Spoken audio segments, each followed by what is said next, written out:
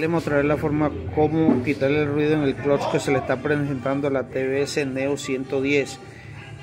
Desarmamos todo el clutch, como se puede apreciar, clutch primario, clutch secundario, la apariencia del clutch en la corona del clutch. Sacamos la corona del clutch.